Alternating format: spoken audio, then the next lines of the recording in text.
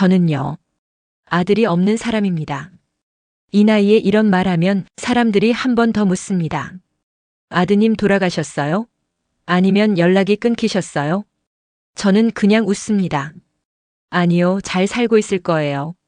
어디선가 아주 잘 먹고 잘 살고 있겠죠. 그 말 뒤에 근데 왜요? 하고 묻는 사람은 드물더군요. 다들 괜히 민망해서 머쓱하게 웃고 맙니다. 사람들이 모르는 게 하나 있습니다. 부모 자식 사이라는 건 밥상머리에 마주 앉는 것만으로도 저절로 유지되는 줄 알지만요.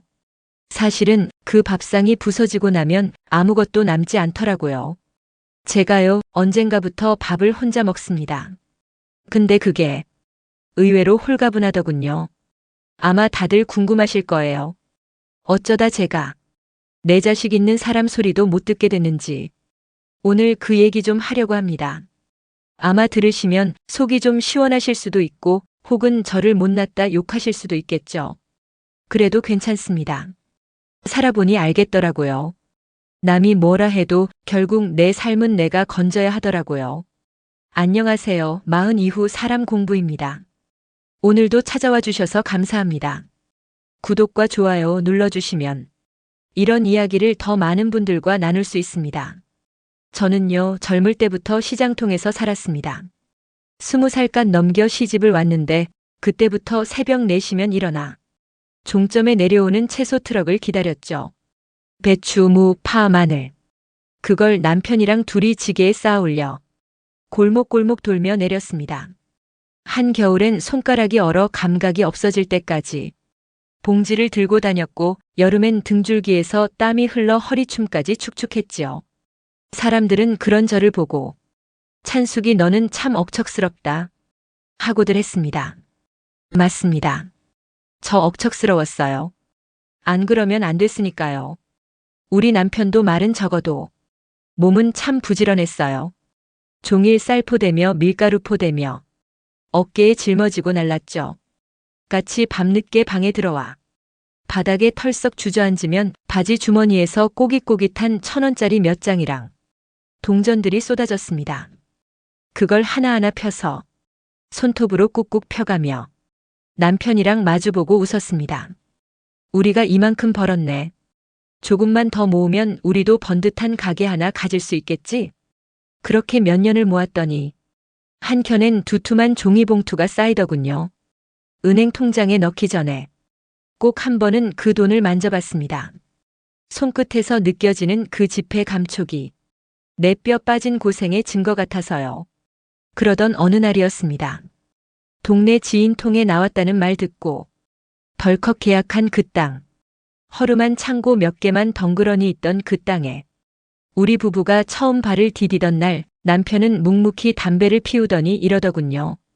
찬수가 여기다 2층짜리 건물 하나 지어놓으면 우리 늙어서도 굶을 일 없겠다. 그 말을 듣는데 눈물이 핑 돌았습니다. 그럼 우리 늙어서도 나란히 앉아 밥 먹을 수 있겠네. 제가 그러자 남편은 멋쩍은 듯 고개만 끄덕였죠. 그때부터 본격적으로 더 아껴 쓰고 더 벌어모았습니다. 국밥집을 얻어 3년을 버티며 새벽 첫 차부터 막차까지 불 켜놓고 장사했지요. 남편은 허리 한번 제대로 펴보지도 못하고 부려먹힐 만큼 부려먹었습니다.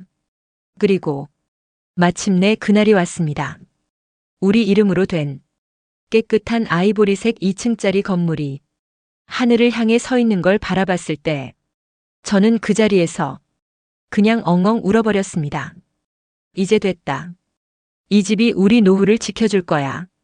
이 집 하나면 돼. 그땐 몰랐습니다. 그 집이 훗날 제 목숨줄 같은 존재가 될 줄은. 그리고 또 몰랐죠. 그 집 때문에 제 평생 가장 괴로운 상처도 받게 될 줄은. 그때만 해도 저는 그저 마냥 좋았습니다. 시장 사람들 모두가 축하해줬고 저희 부부는 처음으로 마음 편히 2다리 쭉 뻗고 잠들 수 있었으니까요. 그렇게 건물을 올린 지 몇 해 지나지 않아 남편이 먼저 저를 두고 세상을 떠났습니다. 허리 한번 제대로 펴보지도 못하고 병원 침대에 누워있던 남편이 마지막으로 제 손을 꼭 쥐더니 그러더군요. 찬수가 그 집 잘 지켜. 그거 내가 평생 고생해서 만든 거다. 그러고는 허옇게 마른 손가락 끝이 제 손등에서 스르르 흘러내렸습니다. 그날 이후로 저는 혼자가 됐습니다. 처음엔 너무 허전해서 집안 구석구석을 몇 번이고 돌았습니다. 아침밥 차릴 사람도 없고 퇴근에 들어올 남편 기다릴 필요도 없으니 도무지 하루가 너무 길었습니다. 그래도 저는 멈출 수 없었어요. 남편이 지키라고 했던 그 집, 그걸 붙잡고 살아야 했으니까요. 1층은 일찌감치 세를 줬습니다. 처음엔 김밥집, 그 다음엔 부동산 사무실이 들어오더군요. 한 달에 한 번씩 꼬박꼬박 월세 들어오는 걸 보면 남편이 남긴 유언이 얼마나 지혜로운지 그때마다 가슴이 먹먹했습니다. 저는 2층에 살았습니다. 방 2칸짜리 허름하지만 햇살 잘 들고 바람도 잘 통하는 그 집. 누가 보면 낡았다고 할지 몰라도 저한텐 거기 있는 작은 기스 하나까지 다 남편과 저의 추억이었습니다. 살림은 혼자라 해도 꽤 바빴습니다. 아침엔 동네 마트에 가서 세일하는 달걀이며 과일 사오고 점심 먹고는 교회로 갔습니다.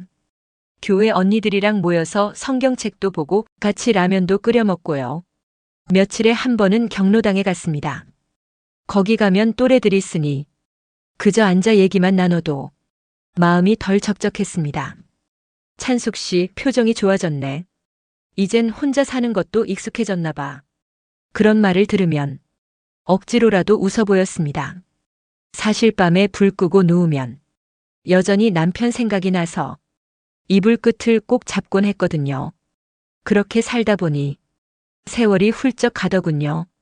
젊었을 땐 어디 여행이라도 가고 싶었는데 막상 나이 드니 그저 이 집에서 남편과 같이 살던 그 방에서 편하게 숨 쉬며 늙어가고 싶었습니다.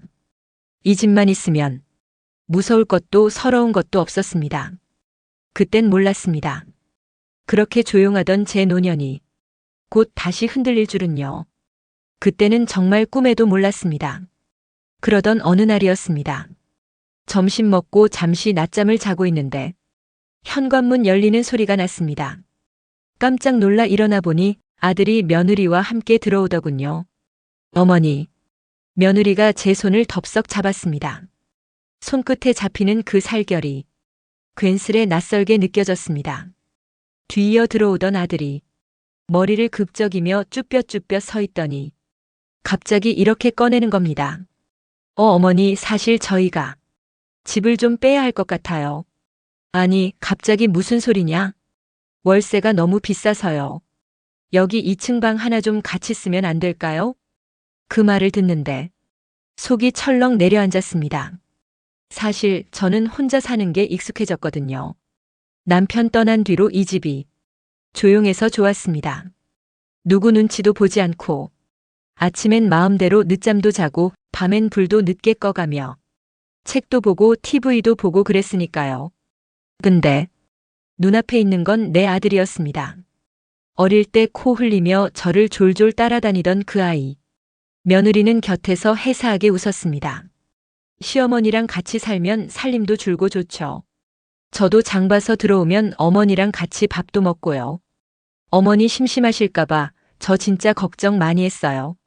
입은 웃고 있었지만 왠지 그 눈빛이 끝까지 저를 들여다보는 것 같아 조금은 스산했습니다. 하지만 그깟 불편이 대수겠습니까? 내 자식인데요. 내 자식인데 그깟 방 한 칸 아깝겠나. 그 생각이 들자 제 마음이 툭 하고 무너졌습니다. 그래라. 집이야 원래 네 집이나 마찬가지지. 그렇게 말하자 아들은 어깨를 쭉 펴며 안도하는 듯 했고 며느리는 저를 껴안다시피 하며 감사해요 어머니 하고 연신 웃었습니다. 그날 저녁 아들은 트럭 한 대를 몰고 왔습니다. 가전이니 가구니 옷박스니 살림살이가 트럭에서 쏟아져 내렸습니다. 좁은 복도엔 금세 상자들이 가득 쌓였고 며느리는 이리저리 뛰어다니며 어머니, 요건 어디다 놓을까요? 이건 방에 둘까요? 하고 물었습니다. 저는 괜히 허리를 쓰다듬었습니다. 갑자기 집안에 사람이 북적거리니 허리며 다리가 다 쑤시는 것 같았습니다. 그래도 마음 한구석은 이상하게 든든했습니다. 그래, 내 집에 내 새끼가 들어와 사니 이 집이 더 따뜻해지겠지. 그날 밤 낯선 발소리가 복도에서 오가고 문 여닫는 소리가 들렸습니다. 혼자 누울 땐 늘 고요하기만 했던 이 집에 다시 숨소리와 말소리가 깃드는 것 같아 그게 조금은 설렜습니다. 그리고 그 설렘이 앞으로 닥칠 일들을 조금도 예감하지 못하게 했습니다. 아들 내외가 들어온 지 한 달쯤 되었을까요? 처음엔 정말 괜찮았습니다. 아들은 매일 아침 회사 갈 준비로 분주했습니다. 양복에 구두를 신고 넥타이를 매만지는 모습이 왠지 대견스럽기도 하고 또 안쓰럽기도 했습니다. 며느리도 부지런히 머리 매만지고 작은 화장대 거울 앞에 앉아 입술을 살짝 찍어 바르곤 했죠. 어머니, 다녀올게요. 오늘 점심은 드셨어요? 매일 아침 며느리가 그 한마디를 하고 나가는 게 괜히 마음을 놓이게 했습니다. 그리고 저녁이 되면 아들은 늘 문을 열고 들어오며 어머니, 저 왔어요. 하고 소리를 쳤습니다. 며느리도 그 뒤를 따라 들어와 장바구니를 내보이며 오늘은 과일이 싸길래 좀 사왔어요. 어머니도 같이 드세요. 하며 웃었습니다. 사실 그게 뭐 대단한 일이라고. 그저 귤 몇 개, 사과 몇 알 넣어온 장바구니였지만 그게 어쩐지 이 집을 더 가족의 집처럼 느끼게 해줬습니다. 밤엔 셋이 나란히 앉아 TV도 같이 봤습니다. 주말 예능을 보고 깔깔거리며 웃는데 저도 모르게 그 웃음소리에 묻혀 깊게 주름진 눈가가 같이 올라갔습니다. 며느리가 이따금 어머니, 이 프로그램 재밌죠? 저 이거 진짜 좋아해요. 하며 말을 걸어오면 저는 고개를 끄덕이며 그러네, 재밌네 하고 대답했죠. 그때만 해도 저는 그랬습니다. 그래, 내 집에 내 새끼들이랑 이렇게 같이 사니 내 노후가 더 든든하다. 낮에는 또 제가 할 일들이 있었습니다.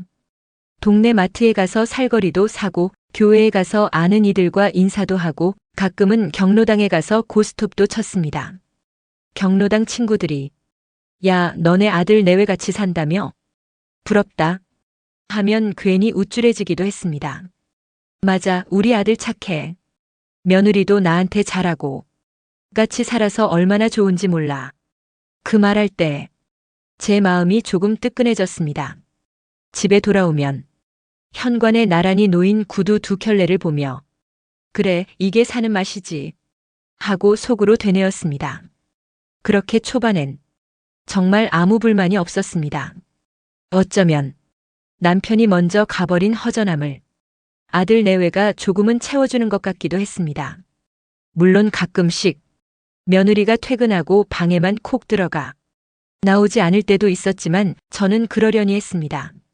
젊은 사람들 피곤하겠지. 내가 괜히 불편하게 굴면 안 되지. 그렇게 스스로를 다독이며 매일 밤 스탠드를 끄고 누울 때면 그저 오늘 하루도 우리 식구들 다치지 않고 무사히 지나간 게 감사할 뿐이었습니다. 그 평화가 그렇게 길게 갈 줄 알았습니다. 처음엔 별 탈 없던 며느리가 언제부턴가 조금씩 달라지기 시작했습니다. 퇴근하고 오면 어머니, 저 너무 피곤해요. 하면서 제 방에 들어가 뻗어버렸습니다. 처음엔 그러려니 했습니다. 요즘 젊은 사람들 회사 일이 얼마나 힘들겠나 싶었거든요.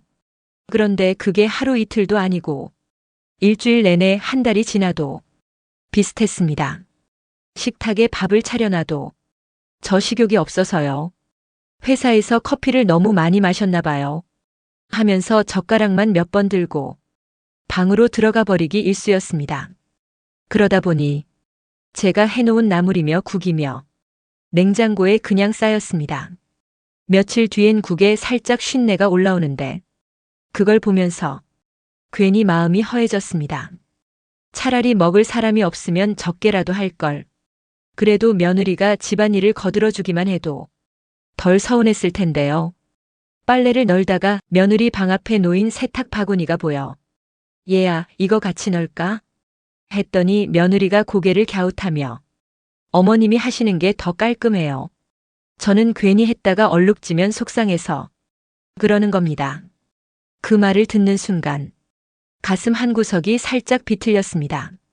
내가 부리는 가정부인가? 하지만 또 금세 아니야, 저 애가 말을 좀 툭 던져서 그렇지. 아기는 없을 거야. 하며 스스로를 달랬습니다.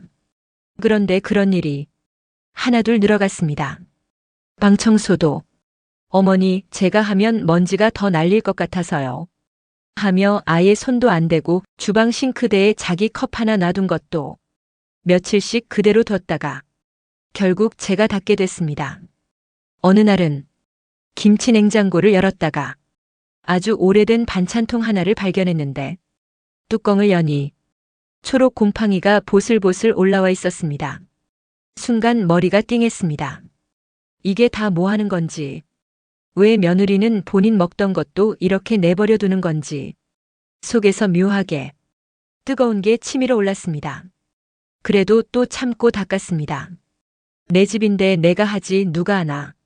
그렇게 스스로를 타일렀죠. 그날 저녁 며느리가 방에서 나오더니 휴대폰을 보며 웃더군요. 어머님, 내 친구들은요, 다 시댁엔 잘 안 간대요. 근데 저는 이렇게 시어머니랑 같이 살아서 효부 소리 들을걸요? 그 말을 듣는데 왠지 허탈했습니다. 저는 그냥 우리 아들 내외 살림 보태주자 싶어 방 한 칸 내어준 건데 그 한마디에 저도 모르게 입꼬리가 이상하게 실룩거렸습니다.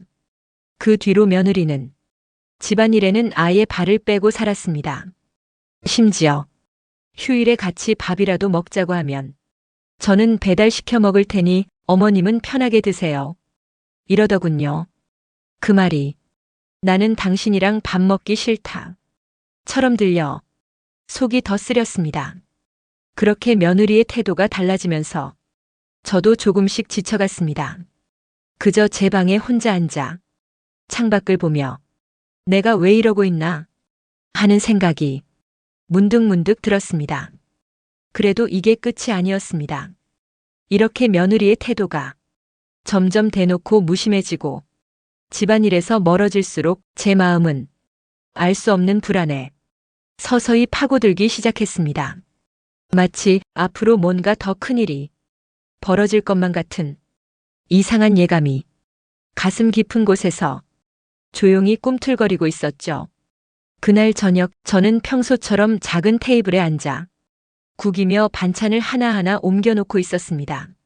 아들은 퇴근하고 오자마자 왠지 모르게 들뜬 얼굴이었고 며느리도 괜히 옆에서 살며시 웃음을 띠더군요. 그때까지만 해도 저는 그 웃음의 의미를 짐작도 못했습니다. 밥숟갈을 한두 번 들고 나서야 아들이 조심스레 말을 꺼냈습니다. 엄마, 나 사실 요즘 고민하던 게 있어. 저는 밥숟가락을 잠시 내려놓았습니다. 왜? 회사에서 힘들어? 그러자 아들이 고개를 저으며 조금 숨을 고르고는 말했습니다. 아니, 그게 나 이제 회사 생활만 하다간 답이 없을 것 같아서. 솔직히 엄마도 알잖아. 월급쟁이로는 집도 못 사고 노후도 못 챙기고. 며느리가 그 옆에서 잔잔히 아들 팔뚝을 잡으며 거들었습니다. 요즘 장사 잘 되면 몇 년 만에 집 사는 사람도 많대요. 우리도 이제 조금 움직여야 하지 않을까요? 저는 멍하니 그 말을 들었습니다. 장사? 그러자 아들이 더욱 상기된 얼굴로 말을 이었습니다. 나 이번에 가게 하나 알아봤어. 위치도 괜찮고 인수 조건도 나쁘지 않아. 그러곤 잠시 제 눈치를 살피더니 결국 그 말을 꺼냈습니다. 근데 엄마, 우리 집 있잖아. 그거 담보로 대출 받으면 금리도 싸고 대출 잘 나와. 그 순간 제 귀가 쿵 하고 막히는 것 같았습니다. 뭐? 우리 집을 담보로? 아들은 황급히 손사래를 쳤습니다. 아니, 엄마. 절대 걱정하지 마. 가게 잘 되면 몇 년 안에 다 갚을 거야. 그리고 원금도 건드리는 거 아니고 이자만 착착 내면 돼. 며느리도 바로 말을 붙였습니다. 당연히 허락해 주실 거죠? 어머님도 우리 잘 되길 바라시잖아요. 솔직히 다른 집 같으면 시부모님이 아예 집도 안 내주고 그러던데 우리 어머님은 다르시잖아요. 그 말에 제 목이 콱 막혔습니다. 싫다고, 안 된다고 입 밖으로 내고 싶었습니다. 그런데 제 아들이 눈앞에 있었고 며느리가 옆에서 웃으며 제 손을 꼭 잡았습니다. 어머님, 우리 이번 한 번만 믿어주세요. 우리 정말 잘해볼 거예요. 그 순간 저는 한숨을 내쉬었습니다. 그래, 내 자식인데 저 애들이 이 나이에 뭘 믿고 그렇게 자신만만할까. 한편으로는 혹시 저 장사가 대박이 나서 나중에 더 편안히 살 수도 있겠지. 그런 헛된 기대도 살짝 고개를 들었습니다. 결국 저는 집 문서를 내어주었습니다. 그리고 그 서류 위에 덜덜 떨리는 손으로 사인을 했습니다. 펜촉이 종이를 긁는 소리가 왠지 모르게 내 심장 깊숙이 흔적을 남기는 것 같았습니다. 아들은 제 손을 덥석 잡았습니다. 엄마, 진짜 고마워. 이 은혜 평생 갚을게. 며느리는 저보다 더 기뻐 보였습니다. 어머님, 진짜 후회 안 하실 거예요. 저희 이번에 잘 되면 어머님 여행도 보내드리고 좋은 거 다 해드릴게요. 그 말이 왠지 공허하게 들렸습니다. 그날 밤 방에 혼자 들어와 누우니 가슴이 이상하게 두근거렸습니다. 아주 먼 옛날 남편이 처음 장사하겠다고 저를 데리고 은행 대출 서류를 쓰러 갔던 날이 불현듯 떠올랐습니다. 그때도 이렇게 불안했었는데, 그리고 결국 우린 악착같이 갚아냈지 않던가. 그래, 우리 아들도 피가 어디 가겠어. 억지로 스스로를 다독이며 눈을 감았습니다. 하지만 그 밤 내내 머리맡에서 서류를 넘기는 소리 같은 게 자꾸만 들렸습니다. 며칠 뒤 드디어 아들이 가게 문을 열었습니다. 간판에 큼지막하게 이름이 올라가고 가게 앞에는 형형색색의 축하 화환이 줄지어 서 있었습니다. 저도 작은 꽃바구니 하나를 손수 만들어 보냈습니다. 시장 단골 꽃집에 가서 우리 아들이 가게 냈는데 좀 잘 보이게 해줘요. 몇 번이고 당부했습니다. 꽃집 주인이 웃으며 사장님, 며느리 복도 많으시네요. 아들 장사 잘 되면 팔자 피는 거죠. 말해주는데 그 말이 괜히 뭉클했습니다. 저녁에 가게에 들렀더니 아들이 허리도 못 펼 정도로 분주했습니다. 엄마, 진짜 고마워. 엄마 덕분에 이렇게 문 열 수 있었어. 며느리도 한쪽에서 주문을 받고 있더군요. 그 모습에 가슴이 뭉클하고 괜히 코끝이 시큰해졌습니다. 그날 집에 돌아와 방에 앉아 있는데 아들이 보낸 가게 사진이 하나 왔습니다. 엄마, 오늘 첫 매출. 많이 팔진 못했지만 시작이 반이래. 그 문자에 저도 한참을 들여다보며 웃었습니다. 며칠이 지나고 아들은 예전보다 더 늦게 들어오기 시작했습니다. 엄마, 요즘 배달 준비도 하고 있어서 바빠. 조금만 고생하면 우리도 곧 자리 잡을 거야.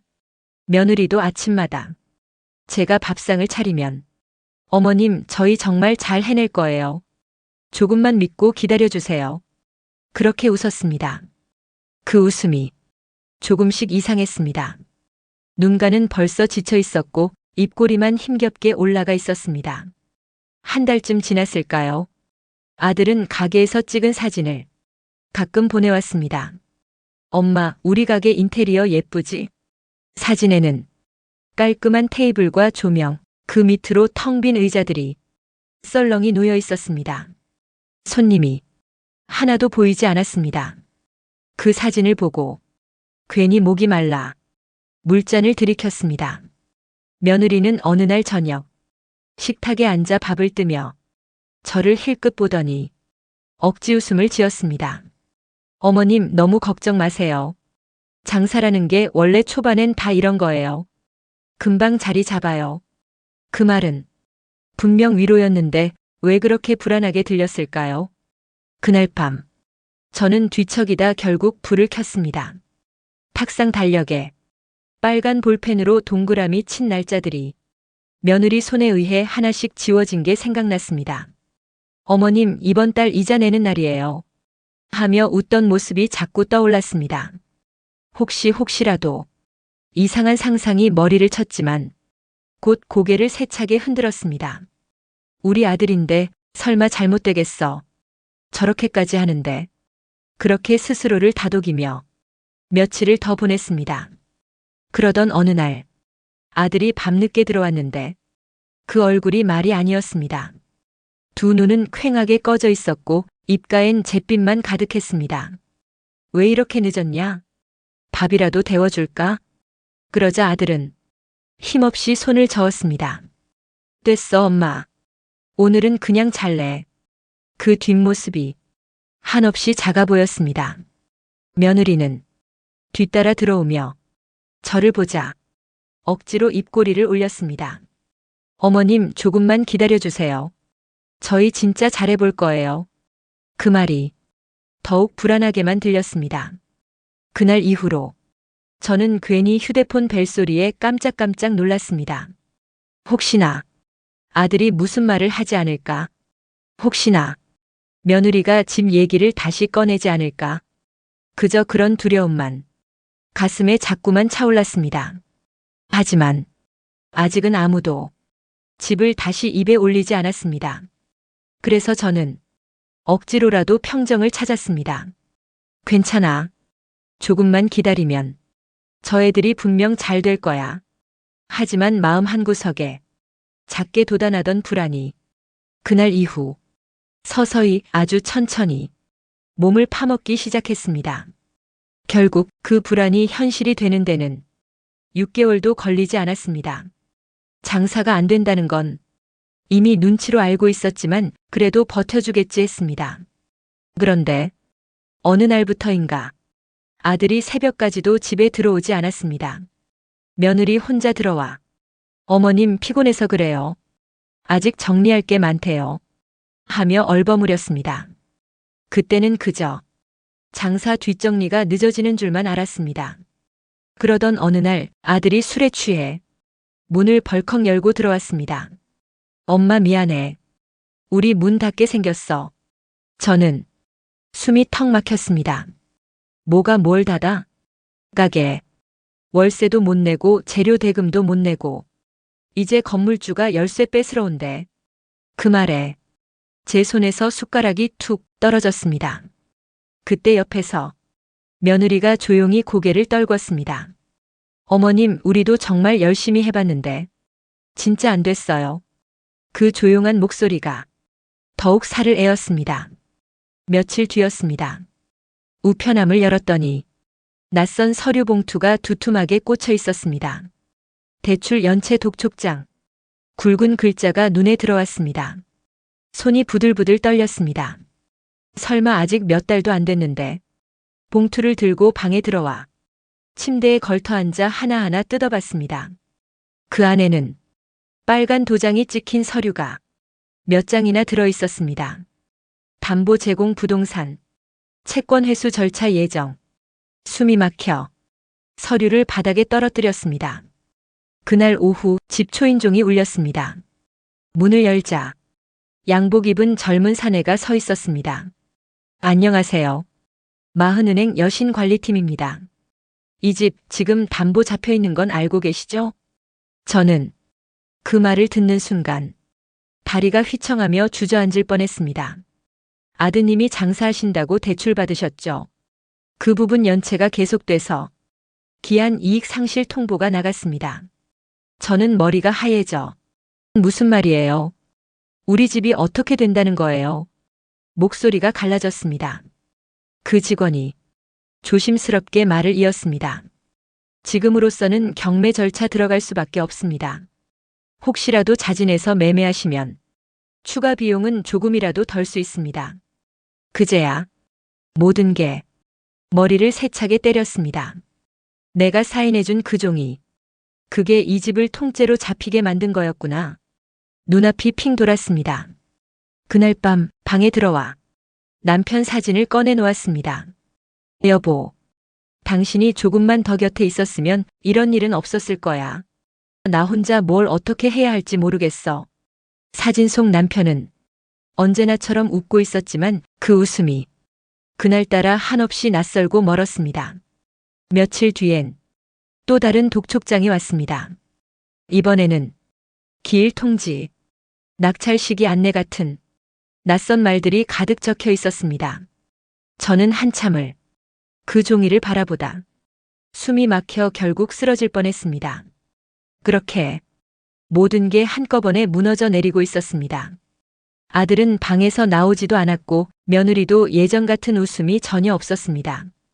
식탁 위에 밥이 차려져 있어도 젓가락이 가지를 않았습니다. 그저 이 집이, 내가 남편이랑 뼈 빠지게 모아 지은 이 집이 이렇게 하루아침에 날아가 버리는 건가. 그 생각만 머릿속에서 쉼없이 맴돌았습니다. 집안 공기가 숨막힐 정도로 무거웠습니다. 은행 독촉장에 경매 일정이 잡힐 수 있다는 전화까지 받으면서 저는 매일같이 가슴을 쥐어뜯었습니다. 그런데 정작 아들은 방에서 나와 앉더니 한숨을 푹 쉬고 이러는 겁니다. 엄마가 도장 찍어줬잖아. 순간 귀를 의심했습니다. 뭐? 그거 대출 서류 말이야. 엄마가 사인해준 거 아니냐고. 엄마가 그때 해줬잖아. 심장이 쿵 하고 내려앉았습니다. 그게 무슨 소리야? 내가 그렇게 해달라고 해서. 그랬더니 아들이 탁 테이블을 치며 소리를 높였습니다. 그러니까 내가 해달라고 했으면 엄마가 거기서 싫다고 했어야지. 왜 사인을 했어? 이제 와서 왜 우리한테 뭐라 그래? 옆에서 며느리는 기가 막히다는 듯 고개를 절레절레 흔들더니 한숨을 내쉬며 말했습니다. 저희도 지금 죽을 맛이에요. 남편도 망했고 저도 직장 관두고 가게에 올인했는데 우리도 다 잃었다고요. 그러더니 한참 후에 혀를 차듯 작게 중얼였습니다. 진짜 어머님도 좀 책임지셔야죠. 그 말이 제 가슴팍을 송곳처럼 찔러댔습니다. 며느리는 그날 밤 조용히 방에 들어가더니 커다란 캐리어를 꺼내 옷가지를 하나씩 넣기 시작했습니다. 저는 멍하니 그 모습을 보고 있다가 결국 물었습니다. 너네 어디 가려고 그러니? 며느리가 옷을 개다 말고 고개를 돌려 차갑게 웃었습니다. 당분간 저희도 좀 정리할 게 있어서요. 그리고 그 다음 날 아침 아들은 멍한 얼굴로 거실에 앉아 있다가 며느리와 함께 짐을 들고 나갔습니다. 문을 나서며 며느리가 저를 쳐다보더니 툭 내뱉듯 말했습니다. 당분간은 연락 못 드릴 거예요. 아들은 아무 말 없이 시선을 피한 채 계단을 내려갔습니다. 그 모습이 어찌나 낯설고 서늘하던지 저는 거실에 혼자 남아 그저 허공만 바라봤습니다. 그렇게 내 자식들이 내 집에서 짐을 빼들고 나갔습니다. 그 순간 이 집에서 나가는 사람은 저 아이들이 아니라 오히려 저 같은 기분이 들었습니다. 문이 닫히자 집안엔 숨소리마저 낯설게 메아리 쳤습니다. 얼마 전까지만 해도 저녁이면 밤 냄새에 웃음소리까지 나던 그 집이었는데 이제는 그 흔적조차 거짓말처럼 사라져버렸습니다. 몇 시간이 지났을까요? 저는 멍하니 소파에 앉아 있다가 문득 깨달았습니다. 이제 이 빚도 이 집도 다 내 몫이구나. 눈물이 날 것 같았지만 차마 울 수가 없었습니다. 울어봤자 들어줄 사람도 달래줄 사람도 없으니까요. 그렇게 이 집에 홀로 남겨졌습니다. 그리고 곧이어 제가 더는 감당하기 힘든 진실들을 마주하게 되었습니다. 그 일이 있은 지 며칠쯤 지났을까요? 동네 마트에 갔다가 예전에 경로당에서 친하게 지내던 이웃 할머니를 마주쳤습니다. 저를 보자 그분이 어쩐지 머뭇거리더니 조심스럽게 말을 꺼내더군요. 아이고 저기, 내가 이런 말 해도 될지 모르겠는데. 불길했습니다. 왜요? 뭔 일 있으세요? 그랬더니 할머니가 제 눈치를 한참 보더니 작게 속삭였습니다. 너 그 며느리 며칠 전에 너 몰래 친정식당 개업식 갔다더라. 그 말에 순간 숨이 턱 막혔습니다. 뭐라고요? 내가 똑똑히 봤어. 여기서 멀지 않은 데 있잖아. 큰 길 건너 신축상가. 거기 1층에 횟집 하나 들어섰길래 나도 구경 갔다가 내 며느리가 꽃다발 들고 활짝 웃더라니까. 할머니는 제 반응을 살피더니 좀 더 낮은 목소리로 말을 이었습니다. 그게 그 집 며느리 이름으로 계약된 거래. 들리는 얘기로는 내 며느리 이름으로 대출 돌린 거 그걸로 자리 잡았대. 그 말을 듣는 순간 머리가 핑 돌았습니다. 제 두 다리가 풀리는 것 같아 마트 진열대에 손을 짚고 겨우 서 있었죠. 내 노후 자금, 내 집을 담보로 한 그 대출. 결국 저것들이 다 끌어다가 지들 친정에 갖다 바친 거야? 눈앞이 아득해졌습니다. 머릿속으로 그동안 며느리가 보여줬던 얼굴들이 몽타주처럼 스쳐 지나갔습니다. 어머님, 저희도 진짜 힘들어요. 어머님도 좀 책임지세요. 짐 싸들고 나가면서 툭 내뱉던 그 말투. 그리고 이제 와서 들리는 그 환한 개업식 웃음. 가슴이 찢어질 것 같았습니다. 그동안 그 애들이 잘 먹고 잘 살길 바라고 내 손에 물집이 잡히고 허리가 휘어지도록 지게지며 모은 돈으로 겨우겨우 지은 집이었는데 그 집을 팔아먹은 대출금으로 내 피부치가 아니라 며느리 친정 식구들한테 턱턱 갖다 바치다니. 저는 마트에서 겨우 걸음을 옮겨 집까지 터덜터덜 돌아왔습니다. 현관문을 열고 들어서는데 바닥이 빙글빙글 도는 것 같더군요. 벽을 짚고 겨우 앉았습니다. 그때 제 입에서 쉰 목소리로 이런 말이 나왔습니다. 이제 내가 뭘 믿고 살아야 하나. 집안은 고요했습니다. 시계 초침 소리만 아주 크게 들렸습니다. 그저 이 모든 현실이 꿈이었으면 좋겠다고 생각했습니다. 조금만 더 눈 감고 있으면 다시 아들이 회사 다녀오며 엄마 저 왔어요 하며 들어오고 며느리가 어머님 오늘은 된장찌개 끓일까요? 싱긋 웃으며 부엌에 서 있는 그때로 돌아갔으면 좋겠다고 간절히 바랐습니다. 하지만 꿈이 아니었습니다. 벽에 걸린 독촉장 마감일이 칼날처럼 박혀 있었습니다. 이제 저는 제가 어떻게든 이 상황을 마무리해야 했습니다. 결국 저는 그 집을 팔기로 결심했습니다. 경매로 넘어가 허무하게 빼앗기기 전에 조금이라도 제가 손에 쥐는 게 낫다 싶었습니다. 변호사에게 전화해 이 상황을 차근차근 설명했고 서류며 등기며 부동산 거래를 위한 일들을 하루하루 정신없이 처리했습니다. 은행 직원이 다시 찾아왔을 때 저는 담담히 말했습니다. 경매까지 안 가게 제가 알아서 매각하겠습니다. 직원은 고개를 끄덕이며 빚만 다 상환하시면 됩니다. 남는 건 전부 할머니 몫이에요. 그 한마디를 남겼습니다. 그 말이 참 잔인하게 들렸습니다. 남는 건 전부 할머니 몫이라니.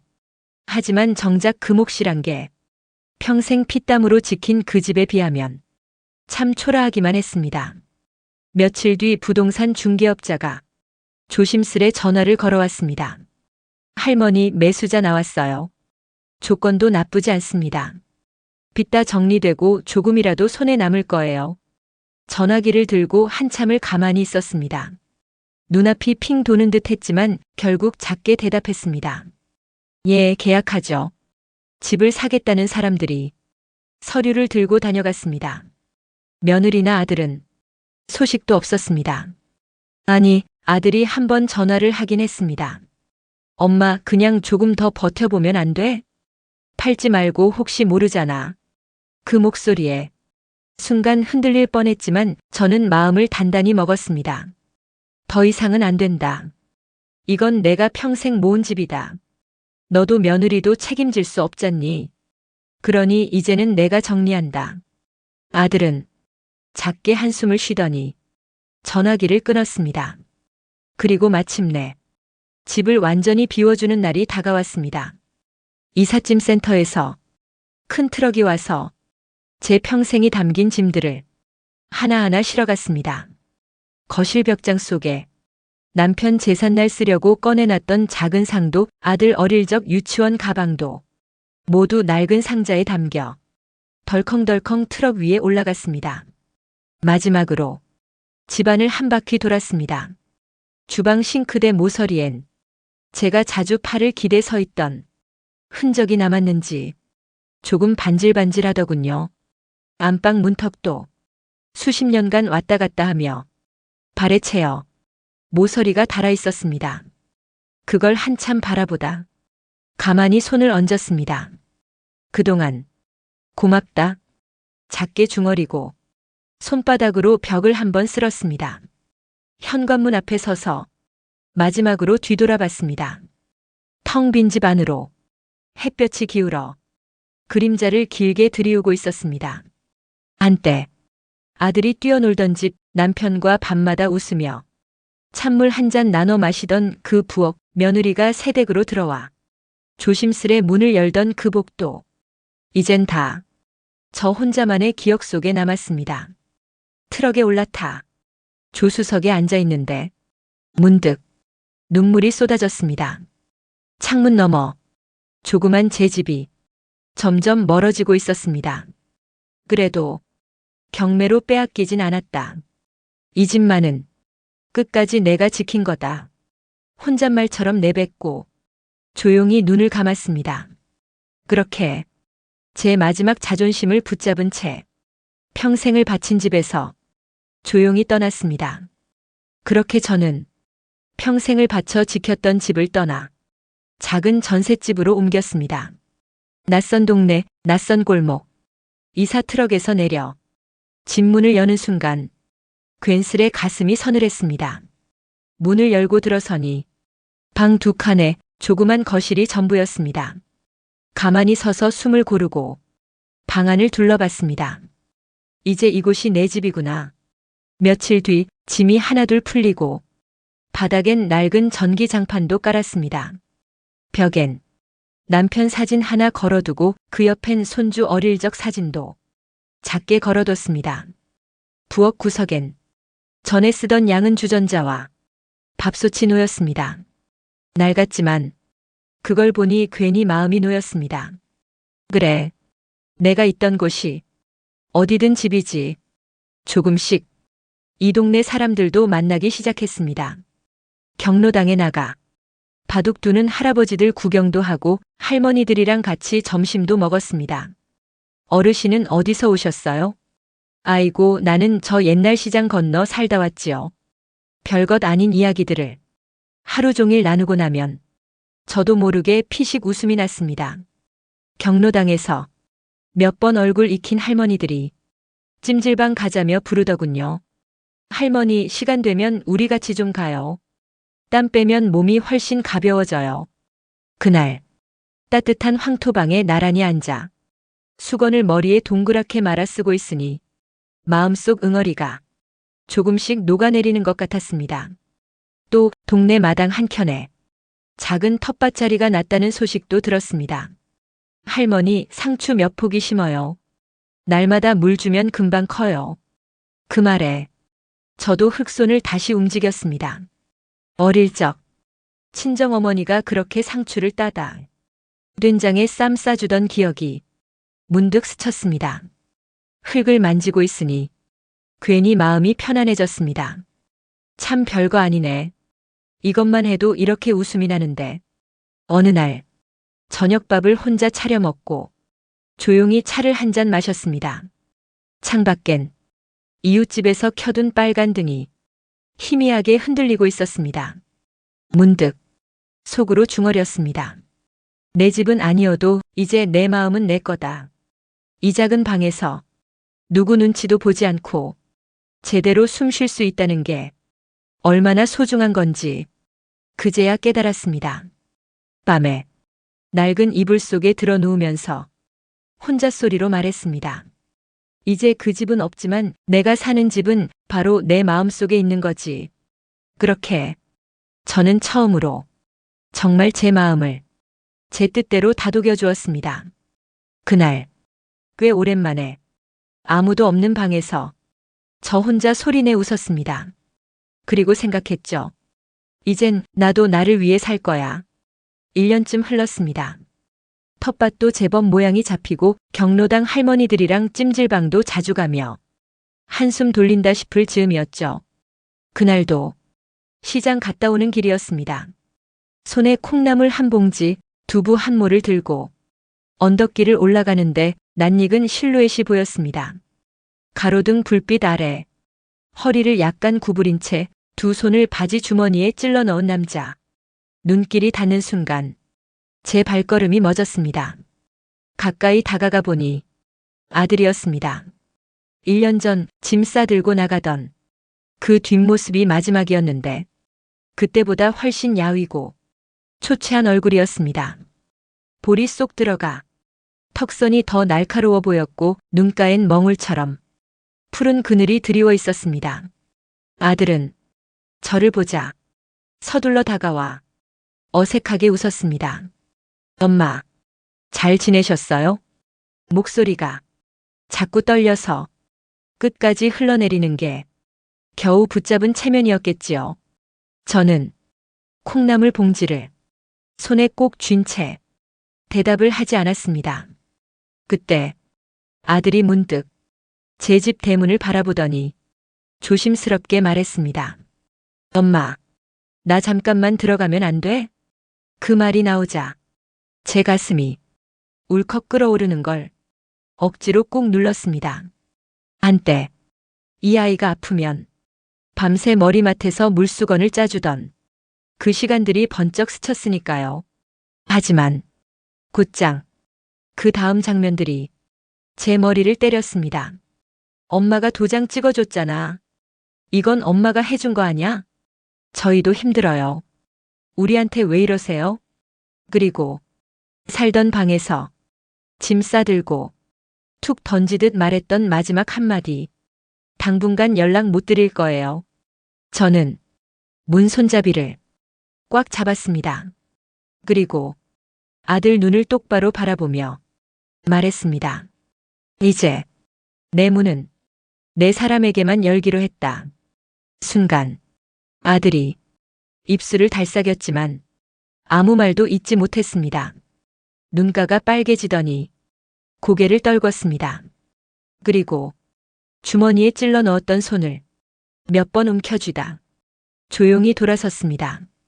그 뒷모습이 얼마나 기울어져 보이던지 당장 달려가 붙잡고 싶을 정도였습니다. 하지만 저는 손에 든 콩나물 봉지를 더욱 꼭 쥐었습니다.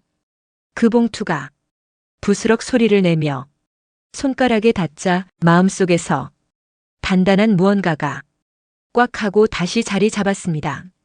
그렇게 아들은 가로등 불빛 속으로 천천히 걸어 사라졌습니다. 저는 한참이나 그 자리에 서 있었습니다. 그리고 속으로 조용히 되뇌었습니다. 이 문은 더 이상 누구든지 쉽게 드나들 수 있는 문이 아닙니다. 이제 내 사람에게만 내어줄 거예요. 그날 밤 이불 속에서 처음으로 긴 숨을 내쉬었습니다. 슬픔이었을까요? 아니면 해방이었을까요? 아마도 둘 다였겠지요. 며칠 전까지만 해도 문득문득 아들의 뒷모습이 떠올랐습니다. 낯설게 야위었던 얼굴, 서운함과 미안함이 뒤섞인 눈빛. 하지만 그게 마지막이었죠. 그 뒤로는 제 현관 앞에 다시 서지 않았습니다. 그렇게 계절이 한 바퀴 돌았습니다. 봄이 와서 텃밭에 파를 심고 여름 지나 고추를 따다 경로당 할머니들께 조금씩 나눠드렸습니다. 그러다 보니 자연스럽게 친구가 생겼죠. 그날도 동네 친구들이 작은 전셋집에 모였습니다. 막걸리 한 통에 파전 부쳐서 낮부터 한잔하자고들 왁자지껄이더니 집안이 금세 웃음으로 가득 찼습니다. 아따, 이 파전 맛이 예사아니네. 역시 시장통에서 오래 굴러먹은 솜씨는 달라. 맞아. 우리 동네에 이사와서 제일 잘한 게 할머니 만나서 이 파전 얻어먹는 거라니까. 모두가 깔깔 웃으며 잔을 부딪혔습니다. 저도 소주잔만한 막걸리 잔을 가만히 들고 있다가 조심스럽게 입을 열었습니다. 나 그 집이 없었으면 아마 너희도 못 만났을 거야. 순간 다들 술잔을 멈추고 저를 바라봤습니다. 그 집 팔고 나온 게 그때는 세상이 무너지는 줄 알았거든. 근데 있지? 지금이 훨씬 좋아. 내가 웃자 다들 환하게 웃어줬습니다. 어떤 슬픔은 한번 터뜨리고 나면 이상하게 속이 시원해집니다. 눈물이 날 줄 알았는데 오히려 가슴이 탁 놓였습니다. 할머니 하나가 장난스럽게 제 손을 툭 쳤습니다. 근데 앞으로도 파전은 네가 도맡아 붙여라잉. 집은 없어도 솜씨는 안 팔았지? 그 말에 우리는 또 한바탕 크게 웃었습니다. 그때 깨달았습니다. 나는 집을 잃은 게 아니라 겨우 나한테 맞는 사람들을 얻은 거라고. 이제 내 마음은 누구의 담보도 아니고 누구의 허락도 필요 없는 내 거라는 걸 비로소 알게 됐습니다. 그날 막걸리를 마시고 집으로 돌아온 뒤에도 저는 한참을 웃었습니다. 집이라 해봤자 방 2칸에 부엌 하나뿐인 작은 전셋집. 그래도 그 조그만 공간이 어찌나 포근하던지요. 옛날 같았으면 누군가 현관문만 열어도 마음부터 철렁 내려앉았을 겁니다. 또 무슨 부탁하려고 온 걸까? 이번엔 또 어디를 내줘야 하나? 그 불안이 늘 제 등을 짓눌렀지요. 이제는 다릅니다. 누가 오든 말든 이 문은 제가 열고 싶을 때만 여는 문입니다. 아침이면 경로당 친구들이 전화해 오늘은 어디 가서 점심 먹을까? 묻습니다. 가끔은 근처 찜질방에 다녀오기도 하고 동네 텃밭에서 함께 잡초도 뽑습니다. 잡초 뽑으며 허리 펴고 바라보는 하늘이 왜 이리 넓고 파란지요? 어쩌면 젊어서는 일에 치여서 중년에는 자식들 뒷바라지에 매여서 그 하늘을 제대로 올려다볼 겨를도 없었나 봅니다. 가끔 밤이 오면 살짝 쓸쓸할 때도 있습니다. 그래도 괜찮습니다. 텅 빈 게 아니라 조용할 뿐이니까요. 어느 날은 벽장 속에 박혀있던 옛날 통장을 꺼내봤습니다. 새벽 4시 시장통에 나가서 번 돈으로 남편이랑 조금씩 모은 종잇돈. 그 종잇돈이 쌓여 처음 지었던 그 집. 그 집은 이제 없지만 그 집을 만들었던 제 발바닥에 남은 굳은 살, 남편이 남기고 간 웃음소리, 그리고 그때의 땀 냄새는 아직도 제 몸 어딘가에 깊숙이 남아 있습니다. 그래서 더 이상 후회하지 않기로 했습니다. 이제야 깨닫게 됐거든요. 제 인생의 마지막 장은 아무도 대신 써주지 않는다는 걸 내가 쓰기로 했습니다. 남은 날들은 억척스럽게 모은 돈도 허락 없이 찍힌 도장도 아닌 오로지 제가 웃고 싶은 대로 쉬고 싶은 대로 그렇게 저만의 이야기로 차곡차곡 채워가 보렵니다. 저는 오늘도 조그만 방 창문을 열어 햇살을 맞습니다. 그래, 지금이 훨씬 좋아. 마음속으로 조용히 그렇게 되뇌이며 아주 가볍게 웃었습니다. 오늘도 40 이후 사람 공부와 함께 해주셔서 감사합니다. 이 사연이 여러분 마음에 작은 울림이 되었다면 좋아요와 구독 그리고 알림 설정 부탁드립니다. 다음 시간에는 또 다른 인생의 이야기로 당신의 하루에 따뜻한 동행이 되어 드릴게요. 감사합니다.